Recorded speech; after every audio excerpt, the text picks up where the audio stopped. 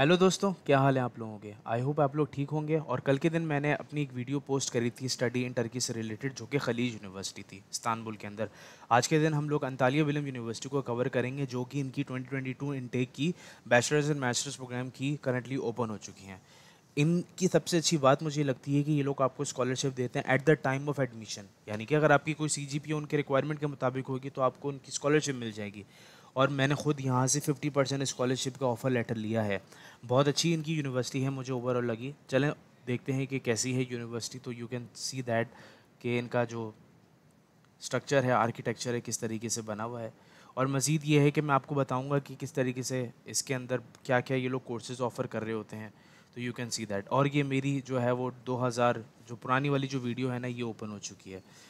तो you can also check it, but I don't think so कि it's necessary, क्योंकि ये अपडेटेड प्रोसेस मैं आप लोगों को बता रहा हूँ। आज मैं बताता चलूँ अंतालिया सिटी कहाँ पर है। बहुत खूबसूरत सिटी है ऑनेस्टली स्पीकिंग। अपनी नाइट लाइफ, अपनी बीचेस और टूरिस्ट अट्रैक्शंस की वजह से जो है वो बहुत मशहूर है। आप मज़ीद देख सकते हैं, व्लॉग्स चाहें तो भी आप देख सकते हैं कितनी खूबसूरत जगह है ऑनेस्टली स्पीकिंग। चलें coming back to the topic, Antalya Bilim University को हम मज़ीद क्या करते हैं, एक्सप्लोर करते हैं।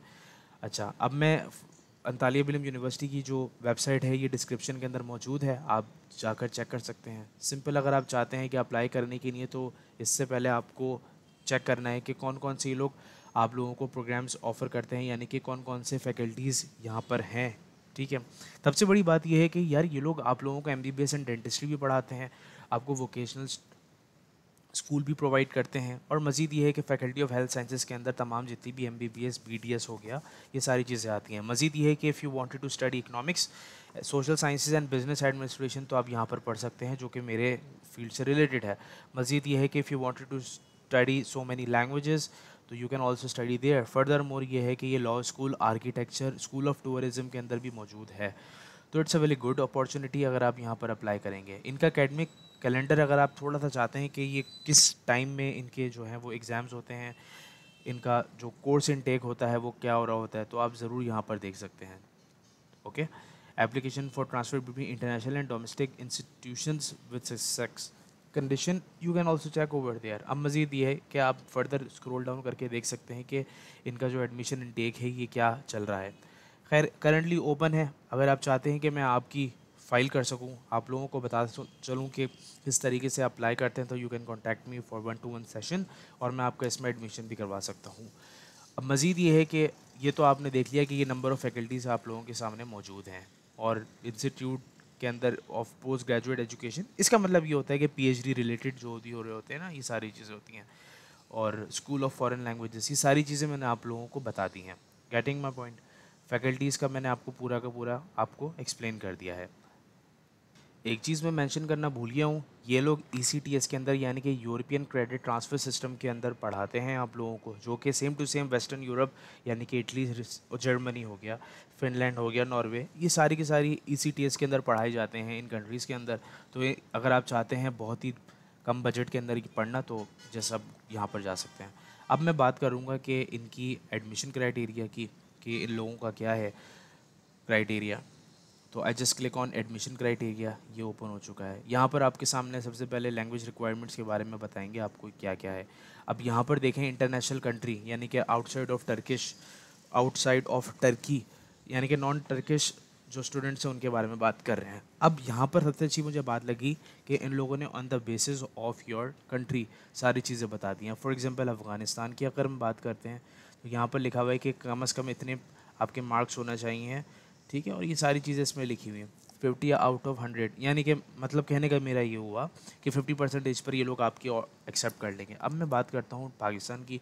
तो यहाँ पर जो है इनका जो क्राइटेरिया है ये खुद लिखा हुआ है, above diploma grade from 40 to 50, इससे ज़्यादा होना चाहिए।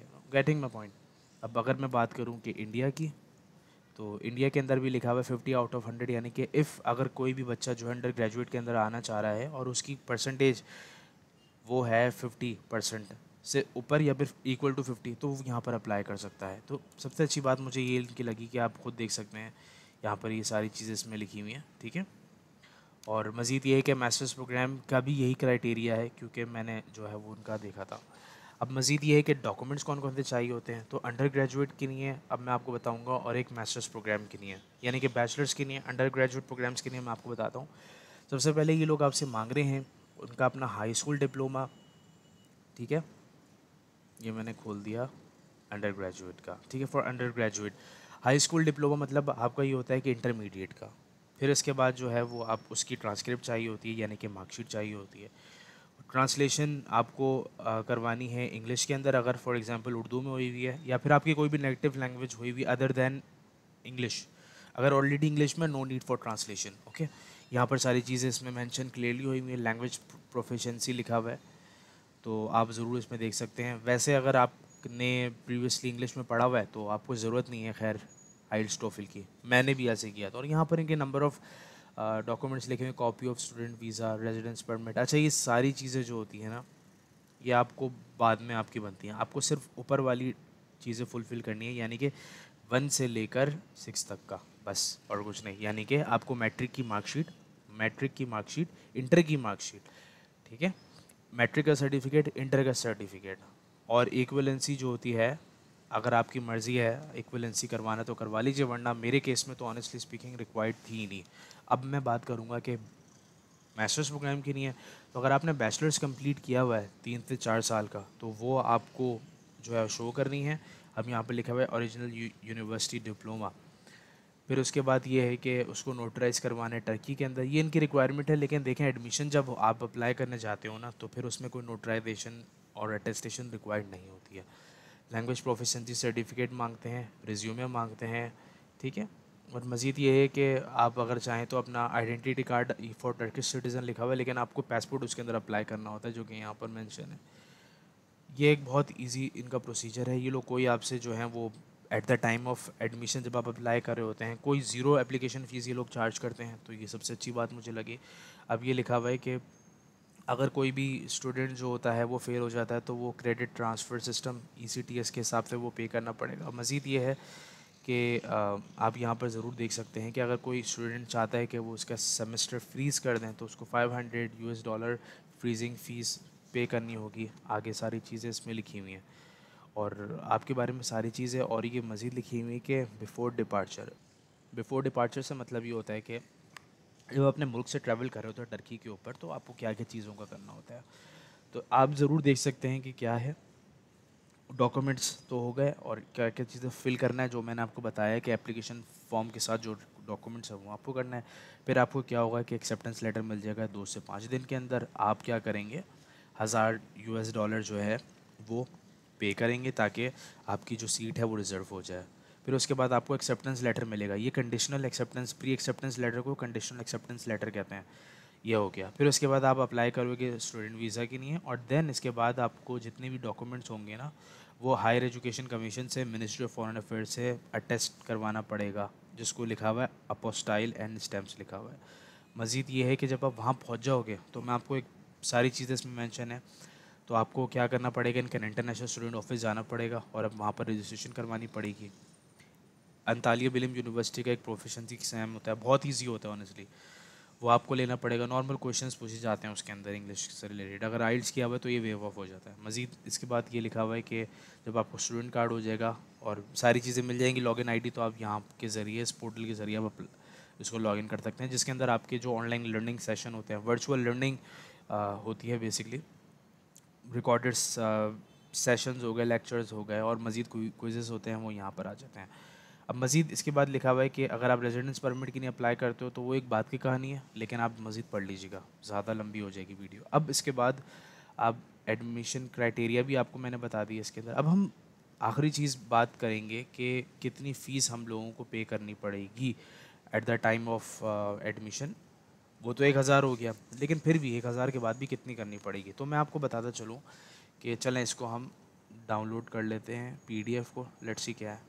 अब फर्दर वो तो अभी ओपन हो रहा है, ये कम्प्लीटली कैटलॉग जो है ये टर्किश में लिखा हुआ है, तो हम इसकी ज़रूरत नहीं है। इसी तरीके से यहाँ पर अगर आप जाएंगे, एडमिशन ओपन, जो इनका फ्रंट पेज है, इस पर जब आप क्लिक करोगे ना, तो ये आपके सामने नीचे ओपन हो जाएगा, कोर्सेज एंड ट्यूशन फ़ीस, वही पहले वाला पेज। जब मैं इस पर यहाँ पर क्लिक करूँगा ना, तो यहाँ पर मेरे सामने डिफरेंट इनके मास्टर्स एंड बैचलर्स प्रोग्राम की ओपन हो जाता है। अब देखें ज़रा यहाँ पर ट्यूशन फ़ीस पर ईयर लिखा हुआ है इसके अंदर, और कुछ लोग पर ईयर भी है। आई डोंट थिंक सो ये पर ईयर है, इट्स कम्प्लीटली होल प्रोग्राम की फ़ीस। अब फॉर एग्जांपल मैं आपको बताता हूँ मेरा किसके अंदर हुआ था। ये रहा बिजनेस एडमिनिस्ट्रेशन थीसिस इंग्लिश, ठीक है। ये थोड़ी सी फ़ीस जो है ना, ये जो फ़ीस लिखी हुई है, अब मैं आपको पूरा का पूरा सारी चीज़ इसमें दिखाऊंगा कि इसमें कितनी फ़ीस गई थी मेरी। ऑफ़र लेटर अभी मैं शेयर करूंगा इसके बाद, तो आपको पता चल जाएगा कि क्या होता है इनका। तो यहाँ पर ग्रेजुएट प्रोग्राम्स यानी कि कंप्लीट प्रोग्राम्स की फ़ीस लिखी हुई है यहाँ पर। और फर्दर मोर आप यहाँ पर देख सकते हैं कि अगर मैं for example USD to PKR करता हूँ, एग्ज़ाम्पल के तौर पर मैं कर रहा हूँ, तो 5400, तो तकरीबन 12 लाख रुपए की फ़ीस है, जो कि एक बहुत अच्छी फ़ीस है। आपको एक यूरोपियन डिग्री मिल रही है तो इसमें क्या गलत है। मज़ीद ये है कि अगर आप नॉन थीसिस में जाते हैं जिसमें थीसिस नहीं पढ़ाए जाते, तो इसमें ये है, ये थोड़ा सा एक वो 2 साल में कंप्लीट होता है, ये 1.5 साल में कंप्लीट हो जाता है, यानी कि 1.5 ईयर्स में। फर्दर मोर अगर आप PhD करना चाहते हैं तो यहाँ पर टर्किश के अंदर, इसमें लैंग्वेज के अंदर ये लोग कराते हैं, यानी कि जो प्रोग्राम्स होता है वो कम्प्लीटली टर्किश लैंग्वेज में होता है, यानी कि आपको 1 साल जो होगा टर्किश लैंग्वेज भी पढ़नी पड़ेगी, जो कि मैं आपको अभी से बता रहा हूँ। मज़ीद ये है कि फ़ीस जो होती है वो थोड़ी सी और कम हो जाती है अगर आप अच्छी तरीके से उनको शो करते हो कि यस मैं बहुत ज़्यादा पढ़ने वाला बच्चा हूँ, और मज़ीद ये है कि मुझे स्कॉलरशिप आप दीजिए, तो वो लोग आपको स्कॉलरशिप भी प्रोवाइड कर देते हैं। लास्टली अब मैं स्कॉलरशिप की जो बात कर रहा हूँ, तो इनकी क्राइटेरिया जो है स्कॉलरशिप का आप यहाँ पर देख सकते हैं। सबसे पहले इनकी जो है अचीवमेंट स्कॉलरशिप है। अचीवमेंट स्कॉलरशिप के अंदर ये होता है कि जिनकी CGP ऑलरेडी 3.30 से अबव होती है, तो उनको लिमिटेड जो कोटा होता है वो असाइन कर दिया जाता है, और इनकी स्कॉलरशिप जो होती है वो जो फ़ीस होती है वो कम हो जाती है। स्पोर्ट स्कॉलरशिप भी होती है, वो लोग जो डिसेबल होते हैं, इम्पेयर्ड होते हैं, विजुअली इम्पेयर्ड हो गए, उनके लिए भी दी जाती है। और फर्दर मोर ये है जो कि मुझे यहाँ पर मिला था, ठीक है। मेरी जो मैं इंटरनेशनल स्टूडेंट में आता हूँ, और मेरी जो CGPA थी वो ग्रेटर देन 70 थी, तो इसकी वजह से उन्होंने क्या किया था, मुझे पूरा 50% स्कॉलरशिप के लिए एलिजिबल कर दिया था। मज़ीद ये है कि आप ज़रूर देख सकते हैं कि the first student registering from any new university currently not represented in our university will receive 75% scholarship. For example, मैं आपको एग्जांपल दे रहा हूँ, अगर कोई बंदा ईरान से ताल्लुक़ रखता है और उस पहली मर्तबा इस यूनिवर्सिटी में पढ़ने जा रहा होता है, तो उस बच्चे को 75% स्कॉलरशिप दे दी जाती है। तो ये सबसे अच्छी बात मुझे इनकी लगी है कि ये लोग आपको इतनी सारी फैसिलिटीज़ प्रोवाइड करते हैं और चांसेस देते हैं कि आप यहाँ पर पढ़ें। दोस्तों आखिर में मैं आपको एक प्रूफ दिखाना चाहता हूँ कि मुझे भी इनका ऑफ़र लेटर रिसीव हुआ था, और मैं आपको चलें इनको पूरा का पूरा बता देता हूँ क्या लिखा हुआ है इसमें। फर्दर मोर ये कह रहे हैं कि हम आपको बहुत बताना चाहते हैं कि आप ग्रेजुएट डिग्री प्रोग्राम में इनकी एक्सेप्टेड हैं, और आपका ये प्रोग्राम है। टोटल प्रोग्राम जो है वो 8000 USD है, लेकिन 50% स्कॉलरशिप के बाद आपकी जो कॉस्ट होती है वो 4000 हो जाती है। फर्दर मोर इसमें लिखा हुआ है, ये सारी चीज़ें इसमें कंडीशंस लिखी हुई थी, तो आप ज़रूर उसको देख सकते हैं स्क्रीन को पॉज करने के बाद। फर्दर मोर आगे पेमेंट मेथड जो है वो आपको कर रहे हैं, तो you can just click look into it. तो ये था दोस्तों, बहुत ही मैंने आपको चीज़ें बताई हैं। अगर आप चाहते हैं कि मैं आपका केस फाइल करूं, और मज़ीद ये है कि आप चाहते हैं मेरे 1-to-1 सेशंस के लिए, तो आप कभी भी कांटेक्ट कर सकते हैं मुझे इंस्टाग्राम के ऊपर। तो होपफुली आप लोगों को मेरी बात समझ में आ गई होगी। Thank you so much for listening, and thank you so much for your time. Take care, अल्लाह हाफिज़।